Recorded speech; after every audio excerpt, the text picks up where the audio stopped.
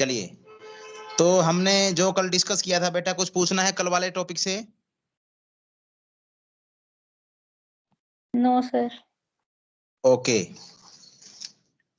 तो next topic है बच्चों, अपनी बुक्स में ध्यान दीजिए आप, page 3.20, centre of a number of parallel forces. अब ये टॉपिक क्या है, इसको ध्यान से समझ लें आप।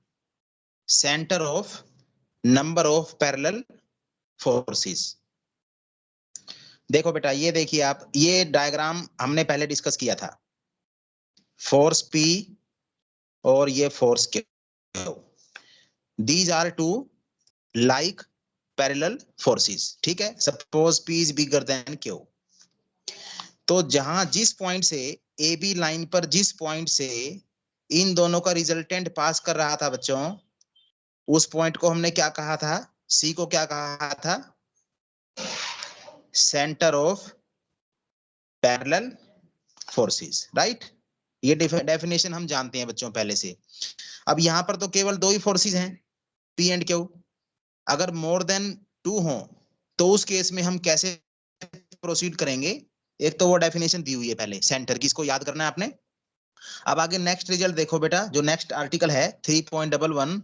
मान लीजिए, देखो ध्यान से, first force P1, second force P2, फिर P3, P4, P5। मान लीजिए ये 5 फोर्सेस हैं हमारे पास, और हमें इन पांचों फोर्सेस का रिजल्टेंट चाहिए। जैसे कंकरेंसी के केस में हमने किया था कि मोर देन 2 फोर्सेस अगर हैं तो हम रिपीटेडली पैरेललोग्राम लॉ को अप्लाई करते हैं बच्चों, राइट। इसी तरह से यहां पर क्या करेंगे, देखो ध्यान से, ये दो फोर्सेस लो बेटा पहले, P1, P2। इन दोनों फोर्सेस का रिजल्टेंट निकालने के लिए देखो हमने ये लाइन ज्वाइन कर दी, और विच एवर इज बिगर, मान लो P1 बिगर है बेटा, तो रिजल्टेंट किसके नजदीक से गुजरेगा? P1 के नजदीक से। ये मान लीजिए रिजल्टेंट आ गया R1। ये R1 किस किस का रिजल्टेंट है? P1 एंड P2 का, राइट। अब क्योंकि P1 P2 का रिजल्टेंट हमारे पास है, तो हमारे लिए R1 वर्क करेगा। P1 P2 का रोल खत्म हो गया, R1 वर्क करेगा। तो ये डायग्राम कैसे समझ में आएगा आपको? अब देखिए, ये चीज ऐसे बनेगी बेटा, R1 ऐसे लिख दिया, और ये P3 है बेटा, ठीक है, और नीचे P4 है, और ये P5 है। ये चीज आ गई हमारे पास, राइट। फिर आप कंबाइन किसको करेंगे? R1 और P3 को। जो भी बड़ा होगा, मान लीजिए अब की बार P3 बड़ा है R1 से, P3 बिगर है मैग्नीट्यूड में, तो रिजल्टेंट कहां से पास करेगा बच्चों? किसके नजदीक से पास करेगा? P3 के। और P3 और R1 का रिजल्टेंट किसे मान लिया हमने? R2 को मान लिया, राइट। बात क्लियर हो गई। इसी तरह से फिर R2 को किसके साथ मर्ज करेंगे आप रिजल्टेंट के लिए? P4 के साथ, ठीक है बेटा। और इसी तरह से जो दोनों के रिजल्टेंट आएंगे, फिर आप P5 के साथ मर्ज कर देंगे। समझ में आया ये टॉपिक? Yes sir. एक मिनट बेटा,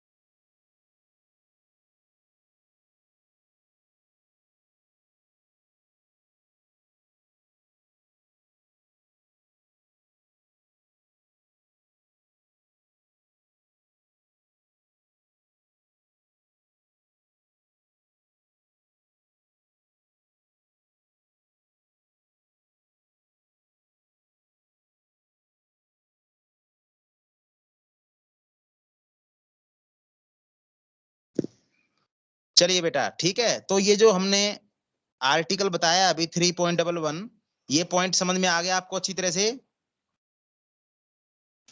कि कैसे आपने सक्सेसिवली दो फोर्सेस का रिजल्टेंट फाइंड आउट करना है जो फोर्सेस पैरेलल हैं। यही थ्योरी बुक में लिखी हुई है, इसको ध्यान से रीड करना है आपने, राइट। अगले टॉपिक पे आ रहा हूं बेटा मैं। नेक्स्ट टॉपिक देखिए अब। Next topic article 3.12। ये देखिए आर्टिकल 3.12, बुक्स में ध्यान दें सभी। आवाज आ रही है बेटा सभी तक? Yes sir. Yes okay, sir. Article 3.12 देखो बेटा। अब इसमें अभी तो हमने ये स्टडी किया कि नंबर ऑफ पैरेलल फोर्सेस का रिजल्टेंट फाइंड आउट कैसे होगा, वो टेक्निक क्या है फाइंड आउट करने की, रेपिटेशन हमने कैसे अप्लाई करनी है। अब हम नेक्स्ट रिजल्ट देखेंगे कि अगर नंबर ऑफ पैरेलल फोर्सेस हमें गिवन है तो उनका रिजल्टेंट का रिजल्ट क्या होगा, किस एक्सप्रेशन से रिजल्टेंट का सेंटर हमें मिलेगा, यानी पॉइंट ऑफ एप्लीकेशन मिलेगा। तो देखो बेटा ध्यान से इसको। पहला केस है, इस थ्योरम के दो पार्ट्स हैं, एक पार्ट मैं आपको बता रहा हूं। नंबर ऑफ पैरेलल फोर्सेस हमें एक लाइन पर गिवन है बेटा। ये देखिए एक लाइन है, स्ट्रेट लाइन, ठीक है।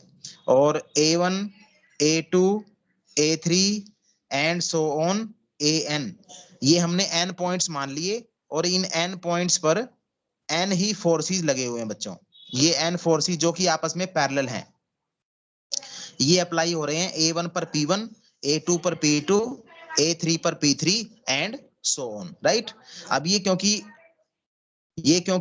कई फोर्सेस हैं बेटा पैरेलल, तो इनका रिजल्टेंट भी इन्हीं के कहीं बीच वाले पॉइंट से आएगा ना। देखो अभी जो हमने पढ़ा है, देखो मान लीजिए A1 A2 वाले फोर्सेस का रिजल्टेंट आप निकालते हैं। मान लो P1 और P2 में से P1 बड़ा है तो P1 के नजदीक आ जाएगा बेटा। देखो रिजल्टेंट में हल्का सा मार्क लगा रहा हूं यहाँ पे आ गया रिजल्टेंट। इस पॉइंट को ध्यान रखना। ये जो फोर्स आएगा यहाँ से, देखो ये डॉटेड लाइन मैंने ड्रा कर दी, इस डॉटेड लाइन को कंबाइन करेंगे किसके साथ, P3 के साथ। फिर कहीं ना कहीं बीच में आएगा, रिजल्टेंट की पोजीशन बीच में आएगी। इसी तरह से करते करते जब हम सभी फोर्सेस के रिजल्टेंट फाइंड आउट कर चुके होंगे तो वो पॉइंट कहीं इसी लाइन पर लाई करेगा। मान लीजिए ये वो पॉइंट है जिसका नाम हमने डी रख दिया, और अब हम डिस्टेंसेस मार्क कर रहे हैं, सभी पॉइंट ऑफ एप्लीकेशंस के डिस्टेंसेस। देखो इसी फिक्स पॉइंट से ओ से ही x3, और यहां से देखो ये लिख दिया बेटा हमने, ये AN का डिस्टेंस कितना मान लिया, XN, और ये जो D पॉइंट है ये रिजल्टेंट है ओवरऑल, ये पूरे सिस्टम का रिजल्टेंट का पॉइंट ऑफ एप्लीकेशन D मान लिया हमने, राइट। और O से लेकर D तक की दूरी कितनी मान ली, ये मान ली हमने x बार, यानी सारे डिस्टेंसेस हमने O से मेजर कर लिए, राइट। ठीक है बात ये। अब हम क्या करेंगे, देखो बेटा हम पॉइंट O के अबाउट मोमेंट फाइंड आउट करेंगे और वेरिग्नन्स थ्योरम अप्लाई कर देंगे। क्या स्टेटमेंट है वेरिग्नन थ्योरम की, रिजल्टेंट का मोमेंट O के अबाउट इक्वल टू सभी फोर्सेस के मोमेंट्स का सम। तो देखो बेटा यहां लिख रहा हूं रिजल्टेंट का मोमेंट कितना होगा। देखो ये रिजल्टेंट फोर्स R है और R की लाइन ऑफ एक्शन पर O से परपेंडिकुलर की दूरी कितनी है, अभी मानी है हमने x बार, तो मोमेंट कितना हो गया R into x bar, force into perpendicular distance equal to सभी फोर्सेस के मोमेंट्स का सम। P1 का मोमेंट कितना होगा बच्चों, ये P1 फोर्स है, इस पर परपेंडिकुलर है O से x1 ये दूरी, तो P1 into x1 plus P2 into x2 and so on Pn into xn, right. तो यहां से x बार की वैल्यू कितनी आ गई बच्चों, देखो इस एक्सप्रेशन को मैं समेशन में डाल रहा हूं ऐसे, Pi xi divided by R आएगा बच्चों। लेकिन R क्या होता है बेटा बताओ, अगर सभी फोर्सेस जो हमने सेम डायरेक्शन में ले लिए हैं, सभी फोर्सेस का रिजल्टेंट क्या होगा, उन सभी फोर्सेस का सम हो जाएगा ना, लाइक पैरेलल फोर्सेस। देखो ये लिख दिया हमने समेशन, ये लिख दिया बेटा समेशन Pi। बात क्लियर हो गई, ठीक है बेटा। तो ये जो रिजल्ट है ना, ये x बार का रिजल्ट, ये याद रखना है आपने। x बार क्या बताएगा, उस पॉइंट की पोजीशन बताएगा जहां से रिजल्टेंट पास करता है, यानी D की पोजीशन, ठीक है। और ये समेशन है, summation Pi xi upon summation Pi। I कहां से कहां तक होगा बच्चों, 1 से लेकर n तक, क्योंकि n फोर्सेस हमें गिवन थे। तो ये रिजल्ट क्लियर हो गया बेटा सभी को।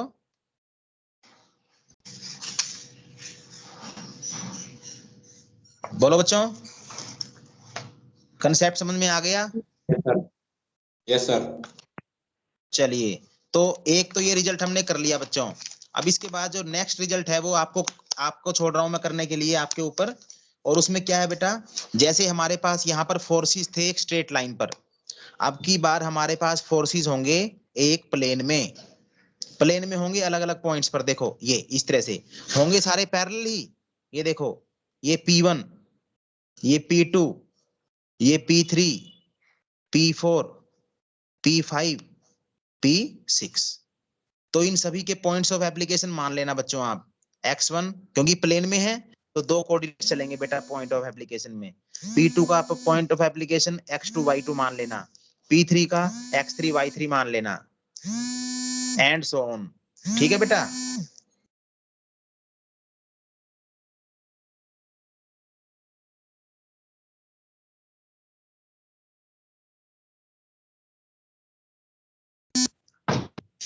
ठीक है बेटा, तो ये रिजल्ट आपको रीड करना है ध्यान से, और इसका मैं रिजल्ट आपको बताने जा रहा हूं।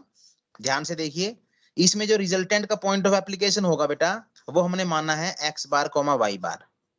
जैसे यूनिट डायमेंशन का जो केस किया था हमने सिंगल डायमेंशन वाला, उसमें सिर्फ डिस्टेंस था ट्रांसलेशन के अलोंग x बार। यहाँ पर दो कोऑर्डिनेट्स आएंगे रिजल्टेंट के पॉइंट ऑफ एप्लीकेशन के, वो माने हमने x बार कॉमा y बार। तो जब आप इसको रीड करेंगे बेटा तो क्या पाएंगे, summation p i x i upon summation p i. ठीक है, और y bar upon summation p i. ये दो रिजल्ट्स याद रखने हैं बेटा आपको। यानी x bar comma y bar आपको कोऑर्डिनेट्स दे देंगे किसके, जो रिजल्टेंट है, जो रिजल्टेंट फोर्स आएगा पैरेलल फोर्सेस का प्लेन में, उस पॉइंट के कोऑर्डिनेट्स आपको मिल जाएंगे एक्स बार वाई बार से, राइट। और एक्स बार की वैल्यू, ये वैल्यू वही है बेटा जो वन डायमेंशन में की है हमने, उसी के पैरेलल देखो वैल्यूज हैं, राइट। तो ये दोनों बातें आपने रीड करनी ध्यान से, बड़े सिंपल ढंग से बताया हुआ है बुक में, आप ये स्टडी करना बेटा ध्यान से। इसके बाद देखिए अब आगे क्या है, मोमेंट। देखो बेटा आर्टिकल 3.13 देखो बुक में, आवाज आ रही है सभी तक?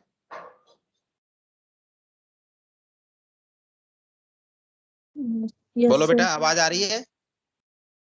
Yes sir. ओके। अब देखिए बच्चों, अभी तक आपने देखो पढ़ा है, अगर एक फोर्स है हमारे पास और ये पॉइंट है O, और O के अबाउट मोमेंट चाहिए हमें, तो O से ड्रा करते हैं बच्चों परपेंडिकुलर डिस्टेंस, राइट। और ये परपेंडिकुलर हो गया OL, और मोमेंट कितना होता है बेटा फोर्स का, बताइए मोमेंट कितना लिखते हैं, force multiplied by perpendicular distance. ये रिजल्ट होता है बेटा, ये फोर्स का मोमेंट है पॉइंट के अबाउट, फोर्स का मोमेंट पॉइंट के अबाउट। लेकिन अगली डेफिनेशन क्या है कि ये फोर्स है बेटा, ये फोर्स है, और एक लाइन गिवन है आपको, लाइन, ये लाइन गिवन है ए बी, और इस लाइन के अबाउट मोमेंट चाहिए फोर्स का, लाइन के अबाउट, पॉइंट के अबाउट नहीं है, लाइन के अबाउट। तो इसका रिजल्ट क्या है बेटा, वो ध्यान से समझिए आप। लाइन से एंगल मान लो फोर्स का है अल्फा, यानी पी का एंगल इस लाइन से अल्फा मान लिया हमने, राइट। अब पी के दो कंपोनेंट्स होंगे बेटा, क्या होंगे, एक तो होगा पी कोस अल्फा लाइन के अलोंग, और एक कितना होगा परपेंडिकुलर लाइन के, कितना होगा पी साइन अल्फा। दो कंपोनेंट्स हो गए। मोमेंट इस फोर्स का इस लाइन के अबाउट निकालने के लिए रिजल्ट क्या है, मोमेंट इक्वल टू जो लाइन के परपेंडिकुलर कंपोनेंट है, कौन सा है बेटा दोनों में से परपेंडिकुलर, इन दोनों में से कौन से वाला परपेंडिकुलर है ए बी के, बताइए। Sir P sine alpha. P sine alpha, P sine alpha ये परपेंडिकुलर है, ये कंपोनेंट हमने ले लिया, मल्टीप्लाइड बाई लाइन से जितनी भी दूरी निकलेगी, दो लाइन के बीच की दूरी निकालना सीखा है बेटा आपने 12th क्लास में, distance between two lines, shortest distance, right. उसको हमने मान लिया समझने के लिए डी यहाँ पर, तो मल्टीप्लाइड बाय डी, ये रिजल्ट है बेटा, ये ध्यान रखना है आपने रिजल्ट। ये फोर्स का मोमेंट दे देगा आपको परपेंडिकुलर डायरेक्शन में कंपोनेंट लेने के बाद, फोर्स का मोमेंट ले लेंगे लाइन ए बी के अबाउट, राइट।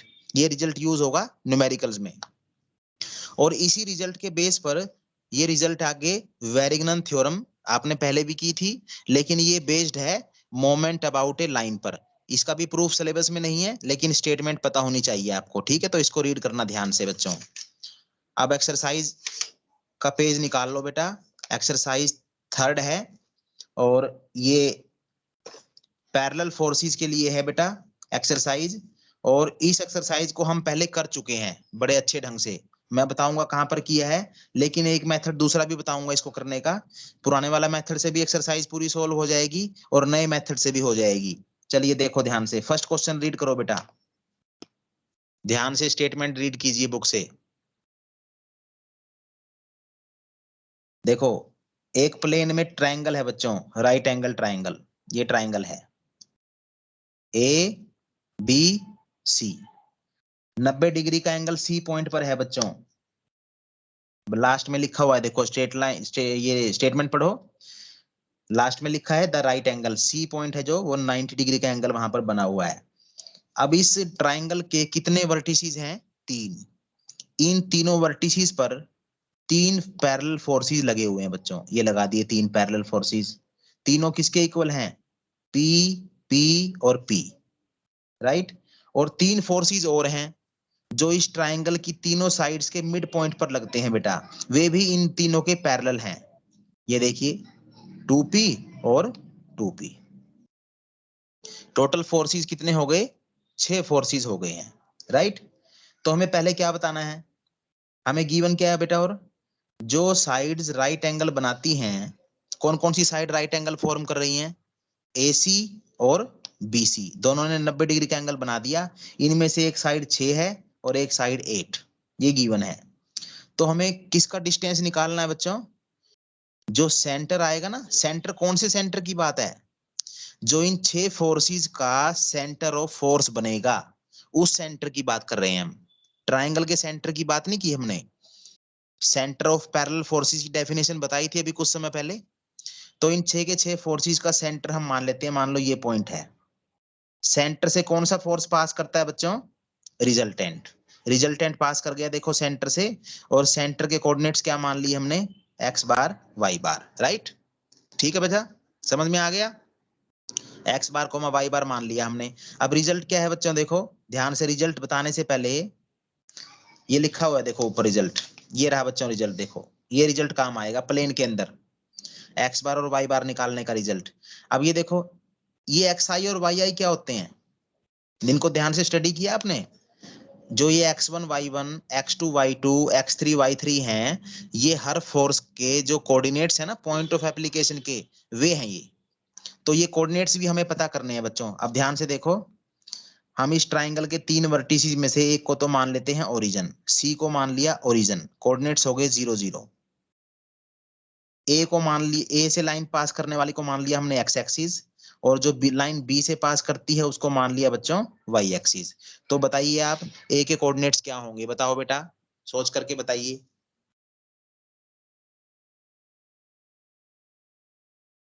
बोलो बेटा, ए के कोऑर्डिनेट्स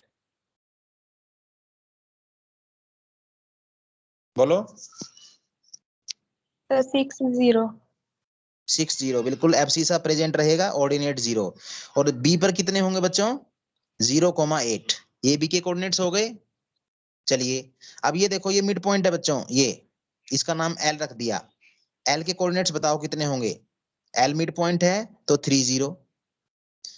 इसका मिड पॉइंट ये है बच्चों, ये पॉइंट एफ, एल एम रख दिया इसका नाम। बताओ एम के कोऑर्डिनेट्स क्या होंगे? 0,4, राइट। और यहां पर भी ये भी तो मिड पॉइंट है, बी सी बी ए का मिड पॉइंट। इसके कोऑर्डिनेट्स हम निकालते हैं। अभी कोई बच्चा बताएगा मिड पॉइंट कैसे निकलेगा? ये सिचुएशन है, ये ए है, ये बी है, ये मिड पॉइंट है बेटा। देखो x1 plus x2 upon 2, 6 plus 0 upon 2, arithmetic mean 3, and 8 plus 0 upon 2 4। ये पॉइंट क्लियर हो गया?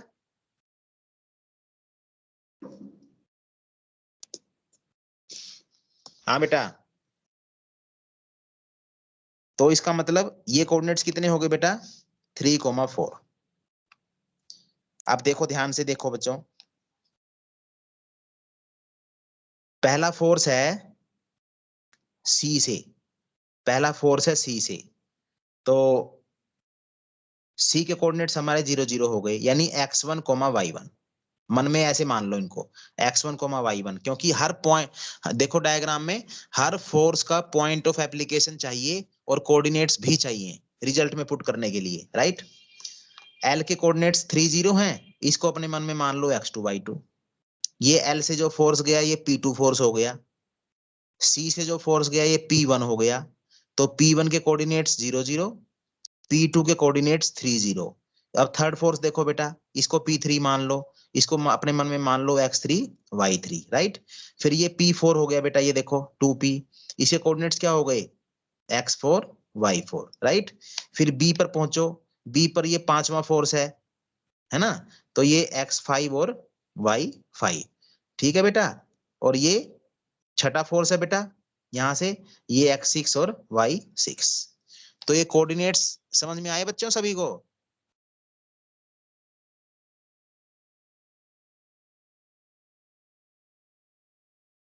बोलो बेटा।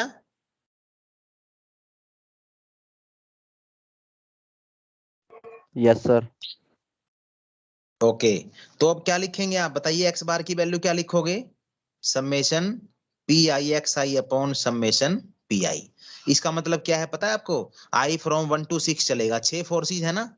अब देखो ध्यान से, P1 से उठा रहा हूं बेटा, ये P1 है C से, P इंटू x1 कितना है 0 प्लस सेकेंड फोर्स देखो ये L वाला, ये P2 का नाम यानी 2P इंटू x2 कितना 3 प्लस P3, ये P है P3 थर्ड फोर्स, किसी को भी P1 P2 P3 मान लो आप, आपकी चॉइस है, प्लस P4 कितना है बच्चों 2P, x कोऑर्डिनेट कितना है x4 3, P5 कितना है बेटा P, और x कोऑर्डिनेट कितना है 0, P6 कितना है बच्चों 2P और इनटू में 0 डिवाइडेड बाई सारे P's का सम कर दो समेशन पी आई की तरह 2P और 2P, तो ये x बार आ गया। ये रिजल्ट समझ में आया बच्चों कैसे अप्लाई किया?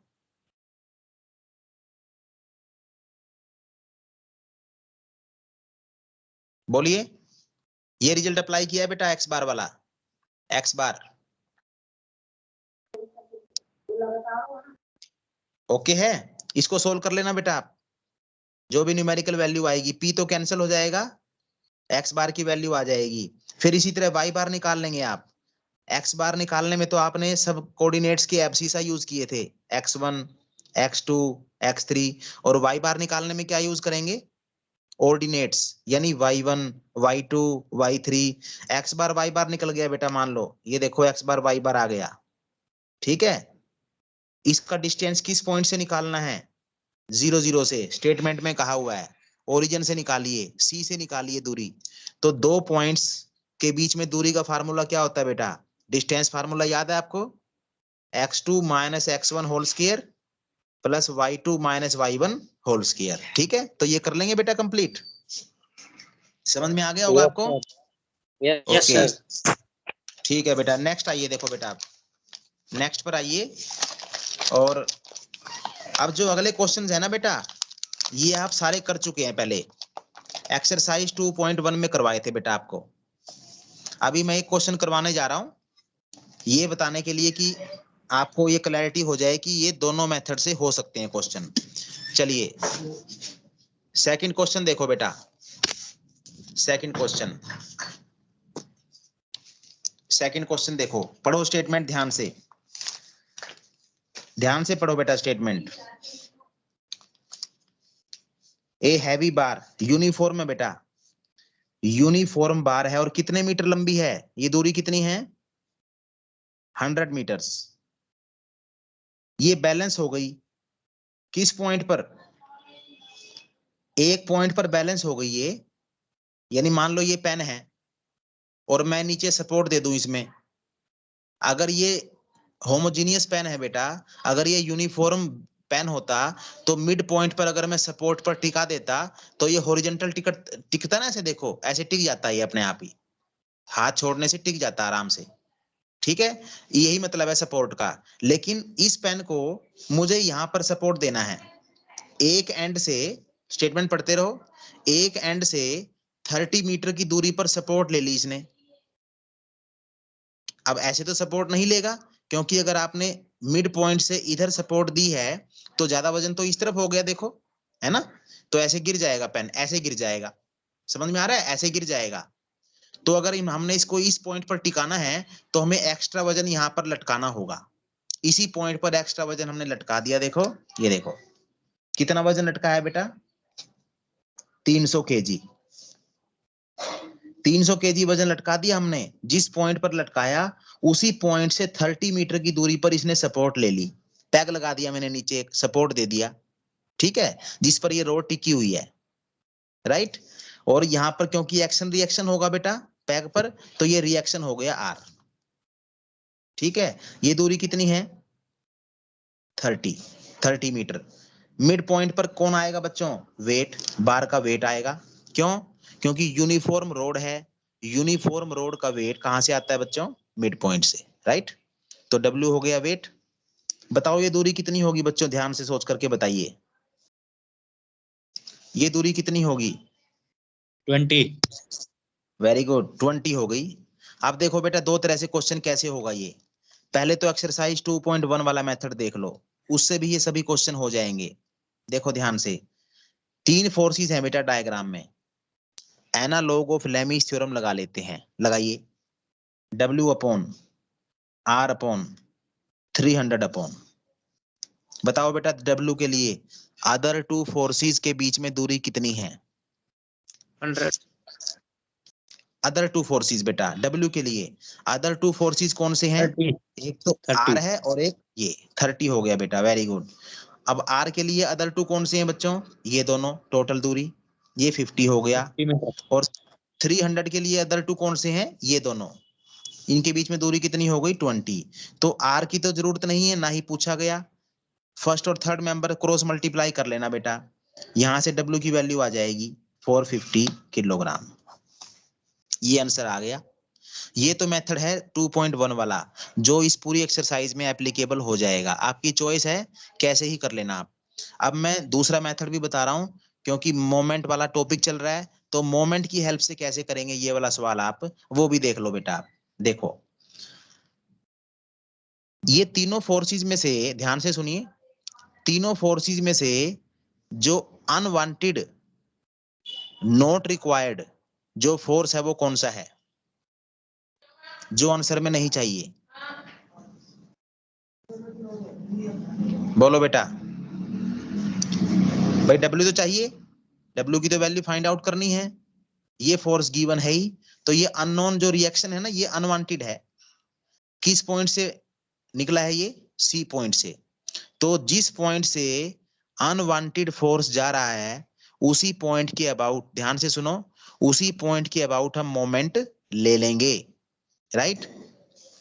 पूरा सिस्टम इक्विलिब्रियम में है बेटा, पूरे सिस्टम का रिजल्टेंट, क्योंकि बॉडी ने सपोर्ट लिया हुआ है ना, सिस्टम स्टेबल है, रोड ऐसे टिकी हुई है सपोर्ट लेकर के, तो रिजल्टेंट 0 है, तो रिजल्टेंट का मोमेंट भी 0। C के अबाउट ले रहे हैं बेटा moment, moment is about C, ध्यान से देखते रहें। तो रिजल्टेंट का मोमेंट 0, वेरिंगटन थ्योरम लगा दी हमने। अब देखो, अब तीनों फोर्सेस के मोमेंट का सम लिखेंगे यहाँ पर रिजल्टेंट का मोमेंट आ गया, यहाँ पर तीनों फोर्सेस के मोमेंट का सम। चलो पहला फोर्स देखो बेटा W, बताइए मोमेंट की डायरेक्शन क्या होगी, नीचे की तरफ W है, पॉइंट राइट में, तो रोटेशन कैसी होगी बेटा, ऐसी हो जाएगी। ये रोटेशन कैसी है, एंटी क्लॉकवाइज, तो मोमेंट पॉजिटिव। W इनटू कितनी दूरी है परपेंडिकुलर की, पॉइंट से फोर्स की 20। R का मोमेंट 0, क्योंकि R खुद C से पास कर गया रिएक्शन। फिर देखो बेटा 300 ऐसे आया नीचे की तरफ, पॉइंट इधर है, तो रोटेशन कैसी होगी, क्लॉकवाइज, तो negative moment multiplied by distance कितना है बच्चों, परपेंडिकुलर 30। तो बस एक क्वांटिटी को इधर ले जाओ बेटा, W की वैल्यू कितनी आ गई, सेम आ जाएगा, देखो 30/20, अगेन 450 kg। समझ में आया सॉल्यूशन? सर ये लेफ्ट हैंड साइड बताना। देखो बेटा तीन फोर्सेस थे ना सिस्टम में, और हमने कहा है कि रोड ने सपोर्ट लिया हुआ है, इसका मतलब रोड टिकी हुई है, इस तरह से टिकी हुई है रोड, तो सिस्टम स्टेबल है, सिस्टम इक्विलिब्रियम में है। जो सिस्टम पे लगने वाले फोर्सेस इक्विलिब्रियम में होते हैं तो उन सभी का रिजल्टेंट कितना होता है बेटा? जीरो। तो resultant is zero. Zero force का मोमेंट भी कितना होगा? जीरो, क्योंकि मोमेंट की वैल्यू कितनी होती है? Force multiplied by distance. तो Yes. रिजल्टेंट जीरो, तो रिजल्टेंट का मोमेंट भी जीरो। तो यहाँ पे तो रिजल्टेंट का मोमेंट लिख दिया हमने वेरिग्नन थ्योरम अप्लाई करने के लिए, और यहाँ पे तीनों फोर्सेस के मोमेंट का सम कर दिया। देखो मोमेंट अबाउट सी है बेटा। क्लियर हो गया? Yes. चलिए, तो मैंने ये करके दिखाया, डेमोन्स्ट्रेट करके आपको कि ये क्वेश्चन जो है 3.3 के मोमेंट से कर लो, चाहे लेमीज थ्योरम के एनालॉग से कर लो, और क्वेश्चन वही क्वेश्चन है, आप चेक कर सकते हैं बेटा आराम से। 2.1 के जो एंड में कुछ क्वेश्चंस थे ना, 7-8 क्वेश्चंस थे, वो सेम क्वेश्चंस यहाँ पे डाले हुए हैं। ठीक है, तो ये सभी क्वेश्चंस आपने दोबारा से करने हैं ध्यान से। मैं नहीं करवा रहा इनको यहाँ पर, क्योंकि ये आपने पहले कर लिया है और खुद भी करना है बेटा दोबारा से एक बार। ठीक है, तो ये 7-8 क्वेश्चंस दिए हुए हैं, ये सभी ध्यान से करने हैं आपने। आगे देखो बेटा, कपल्स। अभी तक हमने क्या बात की थी? मोमेंट्स के बारे में। फोर्स का मोमेंट पढ़ा पॉइंट के अबाउट और लाइन के अबाउट, दोनों पढ़ लिए बेटा। न्यूमेरिकल्स भी कर लिए, वेरिग्नन थ्योरम कर ली हमने, मोमेंट का क्या रिलेशन होता है रिजल्टेंट के साथ और फोर्सेस के साथ। अब हम बात करेंगे कपल्स की। कपल की जरूरत क्यों पड़ी बेटा हमें, वो ध्यान से देखो आप एक बार, देखिए ध्यान से। ये पहली थ्योरम हमने की थी बच्चों पैरेलल फोर्सेस के लिए, P बड़ा है Q से। रिजल्टेंट किसके नजदीक से गुजरा था बच्चों, बताइए? P बड़ा है, अगर लाइक पैरेलल फोर्सेस हैं तो resultant was closer to P, और रिजल्टेंट की वैल्यू कितनी थी बेटा? P plus Q, right. अगर फोर्सेस थे बच्चों, ध्यान से देखना, अनलाइक लेकिन अनइक्वल, अनलाइक और अनइक्वल, ये दोनों कैरेक्टरिस्टिक चलेंगी। यहां पर लाइक थे सेम डायरेक्शन, अनइक्वल, ये देखो एक बड़ा एक छोटा, ठीक है। और यहां पर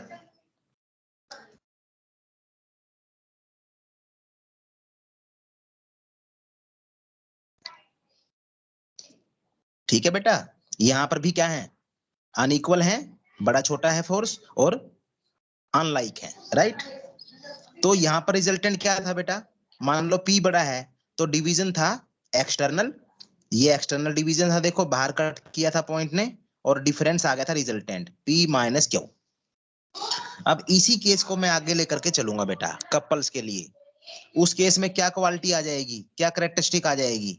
P बराबर Q। देखो बेटा, ये P और ये भी P, दोनों सेम हो गए देखो, और ये अनलाइक हैं लेकिन इक्वल है बेटा। अनलाइक फोर्सेस बट इक्वल, और साथ में एक प्रॉपर्टी और है, एक्टिंग एट डिफरेंट पॉइंट्स या एक्टिंग अलोंग डिफरेंट लाइंस। इनकी लाइंस ऑफ एक्शंस डिफरेंट हैं, देखो है ना। क्योंकि ये क्यों लिया हमने ऐसे? अगर मान लो दो फोर्सेस आपने इक्वल ले लिए लेकिन उनकी लाइन ऑफ एक्शन सेम ले ली, अपोजिट, फिर रिजल्टेंट कितना होगा बेटा बताओ, अगर ये केस होता? जीरो। जीरो होता। लेकिन अगर लाइन ऑफ एक्शन डिफरेंट है, ये देखो, यानी दोनों की लाइन ऑफ एक्शन के बीच में दूरी है, कुछ नॉन जीरो दूरी, डिस्टेंस है, तो फिर ये केस बनेगा कपल वाला। ऐसे फोर्सेस कपल बना देंगे, जैसे साइकिल के पेडल्स। लॉक खोलने के लिए आप चाबी पे प्रेशर लगाएंगे बेटा, देखो प्रेशर लगाया आपने की से, तो अंगूठे से जो प्रेशर लगाएंगे उतना ही प्रेशर अपने फर्स्ट फिंगर से डायरेक्शन में लगाना पड़ेगा रोटेट करने के लिए। तो ये जो कपल्स में चलते हैं फोर्सेस, ये दोनों फोर्सेस इक्वल होते हैं लेकिन डायरेक्शन में अनलाइक होते हैं बेटा, ठीक है। तो ये कंसेप्ट क्लियर हो गया। इसके बाद एक दो डेफिनेशन देखो। ये जो डिस्टेंस है बेटा दोनों की लाइन ऑफ एक्शन के बीच में, ये जो डिस्टेंस है परपेंडिकुलर डिस्टेंस है बेटा, ये इसको आप कपल नहीं कह सकते, ये कपल नहीं है, क्योंकि ये एंगल देखो बेटा, ये तो पैरेलल फोर्सेस तो हैं, लेकिन ये एंगल 90 डिग्री नहीं है। लाइन ऑफ एक्शन के बीच में परपेंडिकुलर दूरी होनी चाहिए बेटा। तो ये जो है इसको कहते हैं हम arm, arm of the couple. Couple का बाजू बोलते हैं इसको, जैसे आदमी का आर्म होता है ना, कपल का arm, arm of the couple, right. और ये जो पेयर है बेटा, P, P ऑर्डर पेयर, ये एक तरीका है लिखने का कपल को। इसमें फर्स्ट कंपोनेंट फोर्स होता है और सेकंड कंपोनेंट कौन होता है, आर्म, राइट। ये बातें समझ में आ गई बच्चों सभी को? हाँ जी बेटा, समझ में आ गई? Yes sir. आगे देखो बेटा, एक डेफिनेशन और है, बुक में ध्यान दें। Moment of a couple, moment जैसे फोर्स का मोमेंट किया था ना आपने, यहाँ पे कपल का मोमेंट, क्योंकि कपल का टेंडेंसी भी क्या है, रोटेट करने की, ठीक है। इसमें दो फोर्सेस चल रहे हैं रोटेशन के लिए। तो इसमें मोमेंट की जब हम बात करेंगे बेटा, मोमेंट ऑफ कपल, वो क्या होगा रिजल्ट, फोर्स, कोई भी फोर्स ले लो, दोनों में से, दोनों सेम ही है ना, force multiplied by arm. Arm की गुणा फोर्स के साथ कर देंगे तो क्या आ जाएगा, moment of the couple, right. उसके बाद और चीजें देखो बेटा, एक दो बातें और देख लो। देखो ये हमने कपल ले लिया बच्चों, ये कपल ले लिया, एक कपल ये ले लिया, देखो ठीक है, ये कपल ले लिया हमने। इसकी टेंडेंसी क्या होगी रोटेशन की, देखो फर्स्ट वाले की इस तरह से, क्योंकि इसके लिए पॉइंट ये चलेगा, ये रोटेशन ऐसे करेगा, इसके लिए पॉइंट ये चलेगा, रोटेशन ऐसे करेगा अबाउट द पॉइंट। इसके लिए रोटेशन क्या होगी, एंटी क्लॉकवाइज।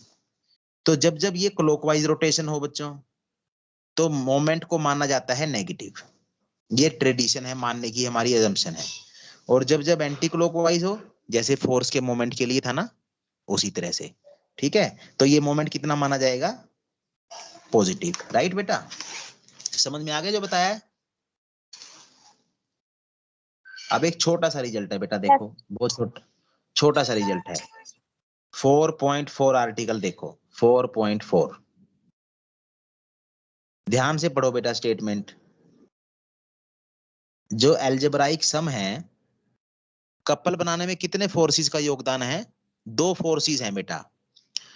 तो स्टेटमेंट क्या कह रही है, जो दोनों फोर्सेस के मोमेंट्स का सम है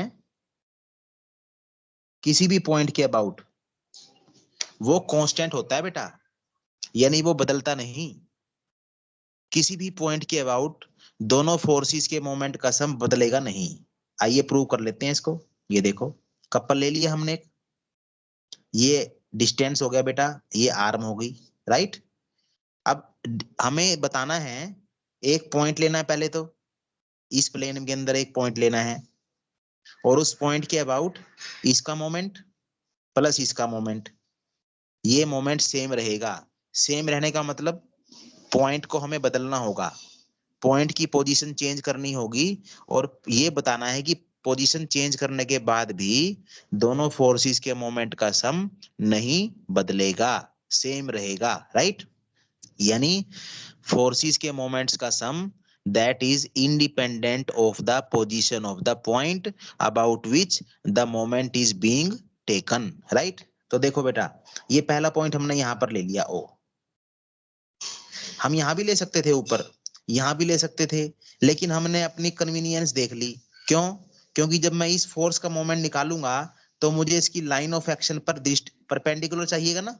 ये अगर मैं यहां पर लेता बेटा, मान लो ऐसे लेता मैं, देखो मैं यहां पर लेता पॉइंट हो, तो मुझे क्या करना होता, इसकी लाइन ऑफ एक्शन को बढ़ा देना पड़ता पीछे, फिर ये डिस्टेंस देखना पड़ता बेटा, है ना। तो मैंने इसे अच्छा फिर यहीं पर ले लिया, देखो ये डायरेक्ट दूरी चल जाएगी मुझे पता, राइट। तो देखिए अब इसको नंबर 1 फोर्स मान रहा हूं, इसको नंबर 2 मान रहा हूं बेटा।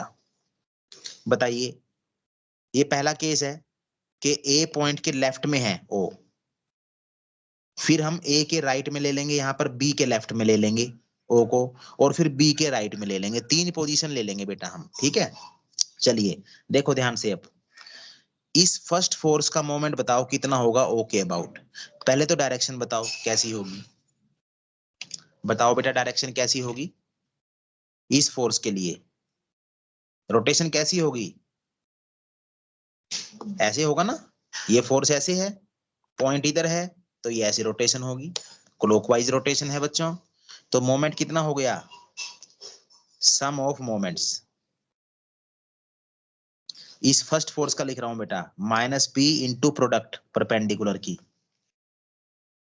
और इसका देखो बेटा आगे सेकंड फोर्स भी देख लो अभी, ये फोर्स ऐसे है ऊपर की तरफ, पॉइंट इधर है, तो रोटेशन कैसी होगी, anti clockwise, right.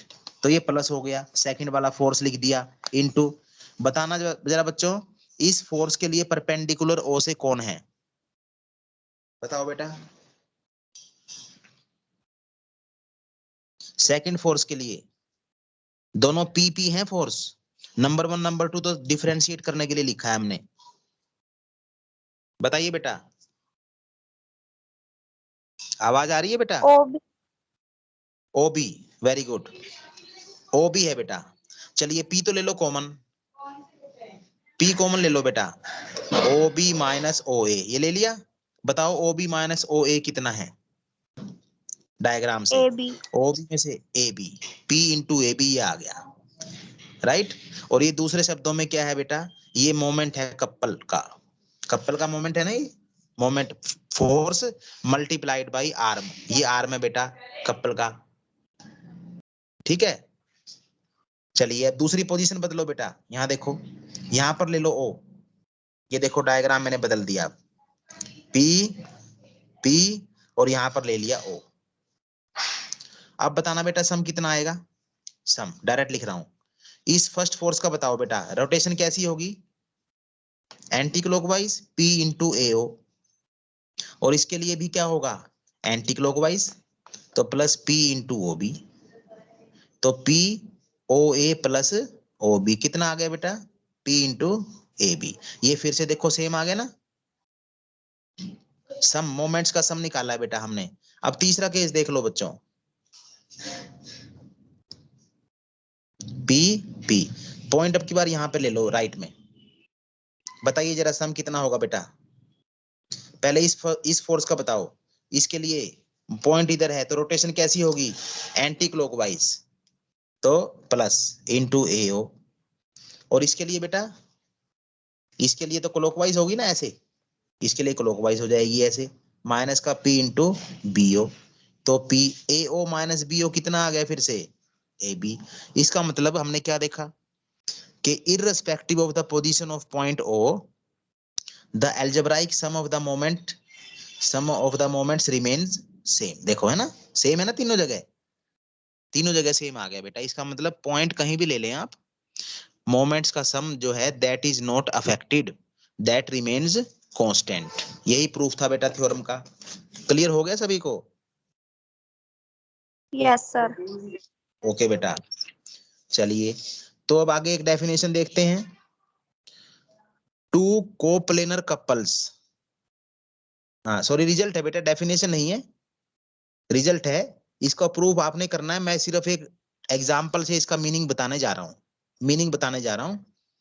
Equilibrium of to couples, कहने का मतलब क्या है, अगर दो कपल्स हैं एक ही प्लेन में और उन कपल्स के मोमेंट्स इक्वल एंड अपोजिट हैं, क्या मतलब है इक्वल एंड अपोजिट का, ये बताने जा रहा हूं मैं आपको। देखो ध्यान से, ये पहला कपल ले लिया बेटा हमने, 10 फोर्स है और आर्म है 2, ये दूसरा कपल ले लिया बेटा मैंने, इसका 2 फोर्स है 10 आर्म है। बताओ बेटा इस पहले वाले कपल का मोमेंट कितना होगा, बताइए, कपल का मोमेंट कितना होता है बेटा, फोर्स मल्टीप्लाइड बाई आर्म, कितना लिख दूं, 20 20 न्यूटन मीटर्स, यूनिट नहीं लिख रहा मैं, लेकिन आप समझते हैं यूनिट्स, ठीक है। आगे देखें, इस कपल का बताओ बेटा मोमेंट मैग्नीट्यूड में, यही होगा ना दोनों का, 20 20, वेरी गुड। लेकिन पहले वाले कपल की रोटेशन कैसी होगी, देखो ये होगी बेटा एंटी क्लॉकवाइज, और दूसरे वाले कपल का क्लॉकवाइज, तो ऐसे कपल्स को बोलते हैं इक्वल एंड अपोजिट, यानी मैग्नीट्यूड में मोमेंट इक्वल है लेकिन रोटेशन में अपोजिट है, तो ऐसे कपल्स कभी भी रोटेशन पैदा नहीं करेंगे बॉडी पर। अगर एक बॉडी पर इस तरह के दो कपल्स हम लगा दें तो ये आपस में ही न्यूट्रलाइज कर देंगे एक दूसरे को, बैलेंस कर जाएंगे बेटा। रिजल्टेंट रोटेशन 0 होगी बॉडी की, क्योंकि बॉडी पे कोई भी इंपैक्ट नहीं होगा रोटेशन का, क्योंकि रोटेशन पैदा ही नहीं हो पाएगी बॉडी में। जो ये पैदा करने की कोशिश करेगा ये उसको नलीफाई कर देगा, बैलेंस कर देगा। ये मीनिंग था इसका। प्रूफ बहुत सिंपल है, 4-5 लाइनों का प्रूफ है, ये ध्यान से करना है बेटा आपने। चलिए 2 केसेस बना रखे हैं बेटा प्रूफ में। अब एक आगे देखिए डेफिनेशन। 2 कपल्स को कब बोलते हैं? Equivalent couples. इक्विवेलेंट फोर्सेस की बात पहले आई थी बेटा, कि 2 सिस्टम ऑफ फोर्सेस कब होते हैं? इक्विवेलेंट।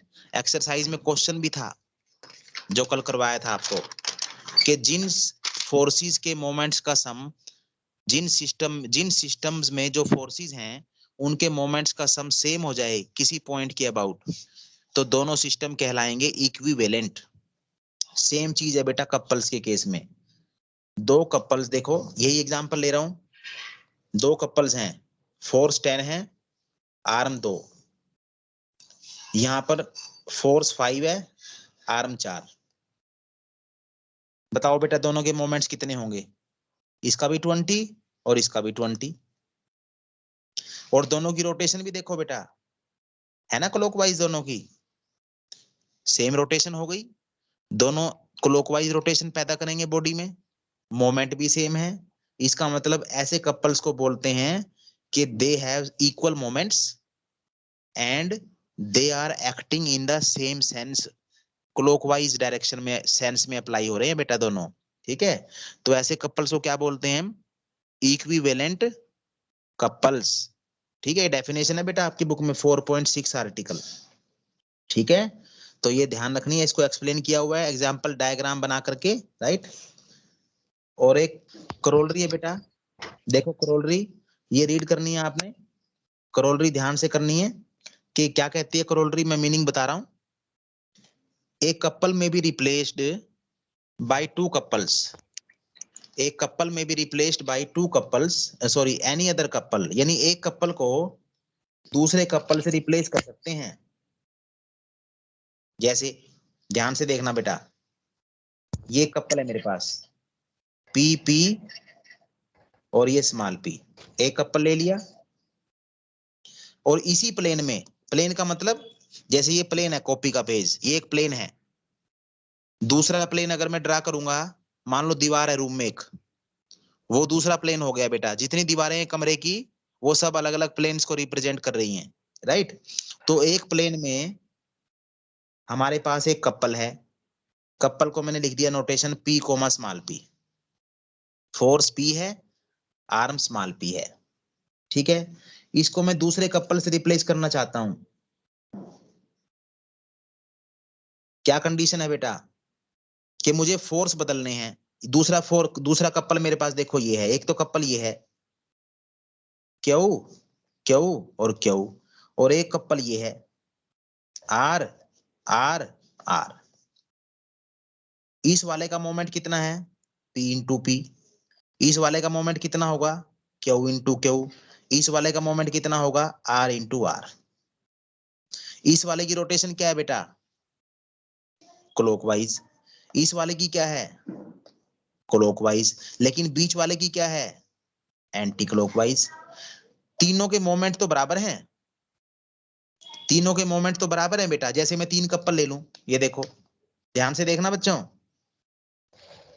सॉरी यहां नहीं आएगा, यहां लेते हैं। देखो ये ले लिया मैंने 20, ये भी ले लिया 20 और ये ले लिया 1।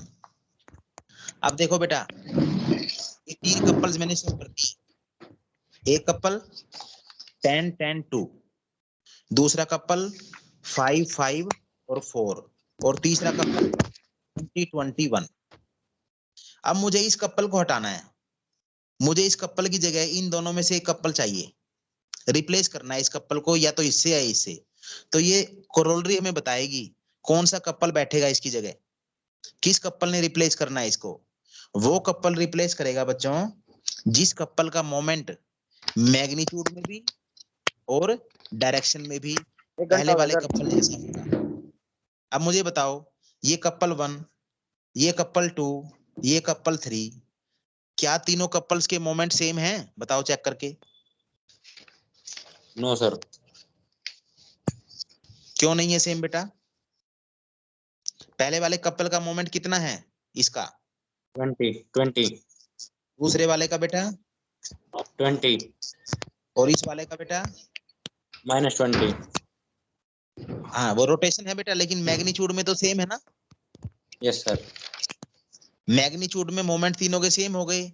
अब सेंस में देखो, सेंस ऑफ रोटेशन क्या है? इसका रोटेशन है बेटा क्लॉकवाइज, इसका रोटेशन भी है क्लॉकवाइज, लेकिन इसका रोटेशन क्या है? Anti clockwise.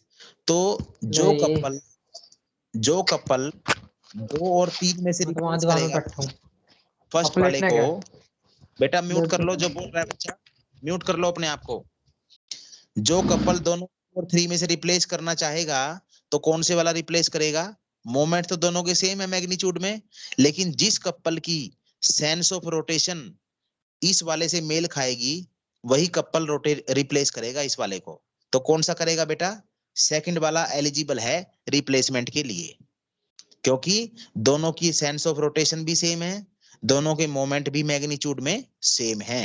ये करोलरी का मीनिंग है, राइट? तो वही कपल रिप्लेस कर पाएगा किसी कपल को जिस कपल का मैग्नीट्यूड में मोमेंट और सेंस ऑफ रोटेशन सेम हो जाए, जिस कपल को रिप्लेस होना है उसके साथ। क्लियर? पॉइंट समझ में आ गया? बोलो बेटा। Yes sir. तो ये कंसेप्ट था समझने वाला बच्चों, ठीक है। अब इसके बाद बेटा एक छोटा सा रिजल्ट और कराएंगे, फिर क्लास को एंड करेंगे, ठीक है। चलिए 4.7 देख लो। अब ये पैरेलल प्लेन्स में 2 कपल्स हैं और दोनों को दिखाना है इक्विलिब्रियम में, इक्विलिब्रियम में दिखाना है बेटा, ठीक है। कैसे कपल्स हैं? इक्विलिब्रियम का मतलब रिजल्टेंट 0, बैलेंस करेंगे एक दूसरे को। तो 2 कपल्स हैं बेटा, उनके इक्वल एंड अपोजिट मोमेंट्स हैं। ध्यान से देखो डायग्राम, ये पहला कपल ले लिया मैंने, ये फर्स्ट कपल ले लिया बेटा, ये देखिए पी पी और ये स्मॉल पी, राइट। ये दूसरा कपल ले लिया बेटा, Q Q small Q, small क्यों? ठीक है। अब ये देखो 2 कपल मैंने क्या देख करके लिए? पहले वाले कपल का मोमेंट कितना होगा बताओ? P into P. दूसरे वाले कपल का कितना होगा बेटा? Q into Q. क्यों इंटू क्यों? ये मान के चल रहा हूं मैं कि दोनों के मोमेंट सेम है मैग्नीट्यूड में। मान लो ये 20 आया तो ये भी 20 है, कंडीशन गिवन है ना, लेकिन डायरेक्शन दोनों की अपोजिट है। देखो ये देखिए, ये रोटेशन एंटी क्लॉकवाइज और ये क्लॉकवाइज। तो हमने 2 कपल्स ले लिए जिनमें एक सिमिलरिटी क्या है कि दोनों के मोमेंट मैग्नीट्यूड में तो सेम है, लेकिन डिफरेंस क्या है दोनों में कि सेंस ऑफ रोटेशन अलग अलग है। हमें ये दिखाना है कि दोनों न्यूट्रलाइज करेंगे एक दूसरे को। अब ध्यान से देखो बच्चों, मुझे ये कपल नहीं चाहिए, मैं इस कपल को इस कपल से रिप्लेस करना चाहता हूं पहले वाले से। क्या कंडीशन है अभी बताइए? इस कपल को इस कपल ने रिप्लेस करना है कब? ये कपल तभी रिप्लेस करेगा जब इसका मैग्नीट्यूड में मोमेंट इस जैसा हो जाए और रोटेशन भी इस जैसी हो जाए। तो मैं क्या करूंगा? देखो एक नया कपल लिखने जा रहा हूं, ये देखो बेटा पी पी और पी। मैंने इन फोर्सेस की हेल्प से और इस आर्म की हेल्प से ये कपल तैयार कर लिया। अब मुझे बताओ क्या इन दोनों कपल्स के मोमेंट सेम हैं? ये देखो भाई, फोर्स तो वही है, आर्म भी वही है, बस फोर्सेस के पॉइंट बदल दिए। देखो ये फोर्स यहां लिख दिया और ये वाला फोर्स यहां लिख दिया, ये कपल नया बना दिया मैंने। और क्या दोनों की रोटेशन सेम आ गई बेटा? बताना, इन दोनों की सेम हो गई? अब सेम हो गई ना? Yes sir. इसलिए मैं यस इस सर, कपल को हटा दूंगा, इस कपल को हटा दूंगा और इस कपल को बिठा दूंगा इसके साथ पेयर में। वैसे हमें ये दोनों गिवन थे, लेकिन अब इसको हटा देंगे और इसको लिख लेंगे, राइट। अब इसको लिखने का तरीका देखो बेटा क्या है। इसको मैं पहले लिखता हूं क्योंकि ये पैरेलल प्लेन में है। पैरेलल प्लेन का मतलब एक प्लेन ऊपर और एक उसके नीचे, ठीक है ना, जैसे ऊपर नीचे नोटबुक रख दें, पैरेलल हो जाए दोनों। तो देखो, ये देखो बेटा, ऐसे लिख दिया हमने, ये पहले वाला फोर्स ऐसे लिखा, ये ए और बी, ये पी, और इसके नीचे ना लिखने की बजाय थोड़ा सा मैंने हटके लिख दिया, ऐसे ऐसे लिख दिया बेटा, पी और पी। ठीक है, अभी ध्यान से देखना बच्चों, ये ए बी बराबर ए बी है ना, ये इक्वल हो गए, और मैंने ये इस तरह से जोड़ दिया बेटा। देखो, ये पैरेललोग्राम बना दी मैंने, अरेंज कर दिया इनको, ताकि ये जो गैप है ये पैरेललोग्राम की तरह हो जाए। ठीक है, अब आप जानते हो बच्चों, पैरेललोग्राम के जो डायगोनल्स होते हैं वो आपस में क्या करते हैं, बाइसेक्ट। इसका मतलब ये एम मिड पॉइंट हो गया, मिड पॉइंट हो गया ये। इसका मतलब जब ये दोनों फोर्सेस मैं लूंगा, ध्यान से देखो, ये दोनों फोर्सेस लेंगे हम, ये ऐसे है, एक फोर्स ये और ये पीपी, ये मिड पॉइंट है। ये दोनों लाइक पैरेलल फोर्सेस हैं बेटा, दोनों इक्वल फोर्सेस हैं, तो दोनों का रिजल्टेंट दोनों का सम होगा और दोनों से बराबर दूरी पर होगा, क्योंकि इक्वल फोर्सेस हैं। अगर बड़े वाला फोर्स होता तो उसके नजदीक होता रिजल्टेंट, लेकिन ना तो ये बड़ा ना ये बड़ा, दोनों इक्वल हैं, तो फिर सेंटर में होगा। ये बात ठीक है, तो इसलिए इन दोनों का रिजल्टेंट ये मैंने ड्रा कर दिया ऊपर, इन दोनों का रिजल्टेंट है ये। अब इन दोनों का रिजल्टेंट देखो, डबल सर्कल कर दिया। इन दोनों का भी क्या केस है, लाइक पैरेलल नीचे की तरफ है, दोनों सेम है मैग्नीट्यूड में, तो दोनों का रिजल्टेंट दोनों का सम होगा और सेम डायरेक्शन में होगा, दोनों से बराबर दूरी पर होगा। तो एम से दो फोर्सेस आगे बेटा, 2p ऊपर 2p नीचे। पहले सिस्टम में 4 फोर्सेस थे, अब रिजल्टेंट 2 फोर्सेस के रूप में आ गया, 2p। ये तो इक्वल एंड अपोजिट हो गए बेटा एम से, तो ये आपस में कैंसिल आउट हो गए। रिजल्टेंट कितना आ गया, 0। इसका मतलब कपल्स का आपस में इक्विलिब्रियम मेंटेन हो गया, रिजल्टेंट रोटेशन 0 हो गई। ठीक है बेटा, समझ में आ गया प्रूफ? Yes yes sir. ये तो एक ये रिजल्ट मैं आपको दे रहा हूं आगे करने के लिए, इसको रीड करना है ध्यान से और लिख करके देखना है। 4.8, तो 4.8 तक रखते हैं बेटा, 4.9 एंड ऑनवर्ड्स कल बात करेंगे। ठीक है, यस सर। ओके। तो बेटा गूगल फॉर्म जो कल वाला लिंक है ना बच्चों, तो उसी को फिल कर देंगे आप, और उसको मैं शायद मैंने उसका रेस्पॉन्स सिस्टम ऑफ किया हुआ है, उसको मैं ऑन कर दूंगा, आपके पास मैसेज दूंगा मैं ग्रुप में, उसके बाद आप फिल कर देना कल वाला ही फॉर्म, राइट? Yes sir. कल कितने बजे? कल का मैं टाइम दे दूंगा आपको, कल थोड़ा जल्दी लगा ले बेटा क्लास, लेट लगा लो सर, जल्दी नहीं। फिर यही टाइम रख लेंगे 5:30 का। कल की Yes, छुट्टी है sir. क्या सर? 4 बजे। चलो ठीक है बेटा, ओके बच्चों, क्लास एंड कर रहे हैं, थैंक यू।